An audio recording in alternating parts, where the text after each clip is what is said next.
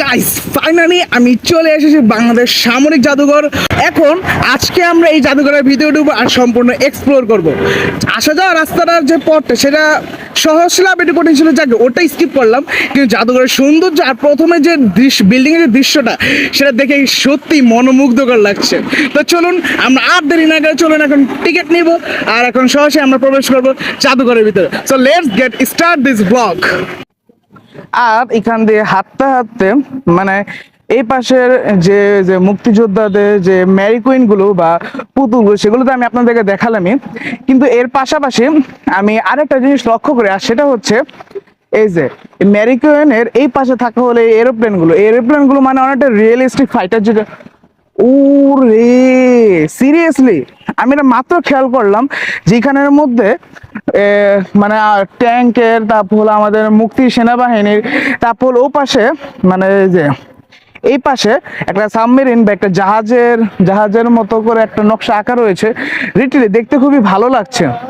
আসলে কি এগুলো না আমাদের মানে আমাদের ঐতিহ্যগুলো বহন করে থাকে, আমার কাছে অনেক ভালো লাগছে। আর এখানের মধ্যে হয়তো আপনারা আগে খেয়াল করেছিলেন যে এখানে আমাদের বাংলাদেশ একটা পতাকার মতো বানিয়ে দেওয়া আছে, আমার কাছে অনেস্টলি খুব ভালো লাগছে। আর এখানের মধ্যে ব্যারিয়ার দেওয়া আছে, সুতরাং আমরা ও পাশে ইচ্ছা করলেও যেতে পারবো না। মেবি কোনো ভিআইপি পার্সন বা ইয়ের জন্য হয়তো এটা অ্যাভেলেবল থাকতে পারে। আর এখানের মধ্যে আমার চোখে আরেকটা জিনিস পড়লো, সেটা হচ্ছে এই যে এর ট্যাঙ্কটা আমি শুরুতে আমি জেট প্লেনটা লক্ষ্য করেছিলাম, কিন্তু এখন এর ট্যাঙ্কটা আমি লক্ষ্য করেছি। সুতরাং এই ট্যাঙ্কটা সিরিয়াসলি খুবই রিয়েলিস্টিক করে তারা তৈরি করেছে, মনে হচ্ছে যে আসল ক্ষেপণাস্ত্র এখানের মধ্যে ইনপুট করে দেওয়া হয়েছে।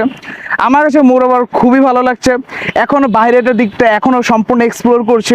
আমি চাই আপনাদেরকে এমন একটা ভিডিও উপহার দিতে যেন আপনারা সম্পূর্ণ এক্সপ্লেইন করতে পারেন যে আসলে মানে না গিয়ে আপনারা যেন সম্পূর্ণ এক্সপ্লেইন করতে পারেন যে আসলে মুক্তিযুদ্ধ মানে বাংলাদেশ সামরিক যে জাদুঘরটা সেটা আসলে কিরকম দেখতে। তো এখন ভিতরে যদি ইচ্ছা করছেন একটু পরে যাই, না এলে আপাতত জায়গাটা ঘুরে ঘুরে একটু এক্সপ্লোর করি। আমার কাছে শুরুর যে অংশটা সেটা আমার কাছে খুবই ভালো লাগছে। তো দেখি নেক্সট কোন কোন জিনিসগুলো আমরা এক্সপ্লোর করতে